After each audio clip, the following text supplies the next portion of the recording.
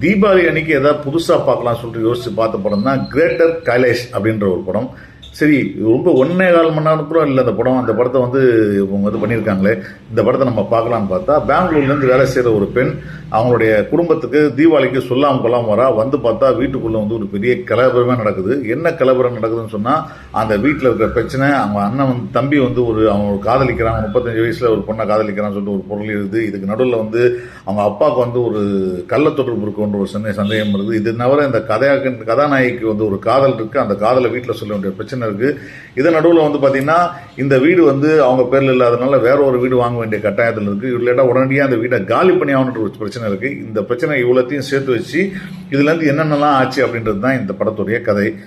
ரொம்ப சிம்பிளாக ஒரு கதை. இந்த சிம்பிள் கதையில் வந்து பெரிய ட்விஸ்ட் அண்ட் டர்னே இல்லாமல் டெம்ப்ளேட்டாக இந்த மாதிரியான ஃபீல் குட் படங்களுக்கு இருக்கிற என்னென்னலாம் இருக்கோ அது எல்லாத்தையும் லைனாக ஆர்டரில் வச்சு கொஞ்சம் கூட மெனக்கெடாம எங்கேயாவது ஒரு இடத்துல வாவ் அப்படின்னு சொல்லிடக்கூடாதுன்றதுக்காகவே மெனக்கெட்டு இந்த படத்தை வந்து எடுத்திருக்கிறாங்க.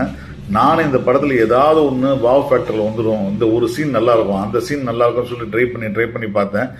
எதுவுமே நடக்கலை. 1 மணி நேர படமே எனக்கு வந்து பல மணி நேரம் ஓடின மாதிரி ஒரு ஃபீல் வந்ததுக்கு காரணம் வந்து இந்த படத்துடைய திரைக்கதை தான். ரொம்ப செட் ப்ராப்பர்ட்டியாக ஒரு சின்ன செட்டுக்குள்ளே தான் படம் எடுத்திருக்காங்க. பெருசாக வெளியே எங்கேயும் போல. அதனால் வந்து பெரிய செலவு கிடையாது. ஆனால் இந்த மாதிரி படங்கள்லாம் வந்து என்ன லிஸ்ட்டில் என்ன கேட்டகரியில் வந்து நெட்ஃப்ளிக்ஸ் உள்ளே வருதுன்னு தெரியல. சரி, என்ன பண்ண முடியும்? இந்த மாதிரி தீபாவளிக்கு ஒரு படம் போடணும், குடும்ப படம் போடணும்னு சொன்னால் அவங்களும் என்ன பண்ணுவாங்க, ஏதாவது ஒரு குடும்ப படத்தை எடுத்து போட்டிருப்பாங்க.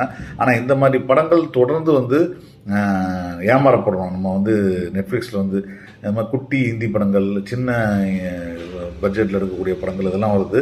ஸோ இப்போ நம்ம நிறைய இந்த வருஷத்தில் நிறைய தமிழ் படங்கள் எடுத்திருக்காங்க, தமிழ் படங்கள் வாங்கியிருக்காங்க. அதில் ஒரு சில படங்கள் நான் முன்னாடியே பார்த்துருக்கேன்.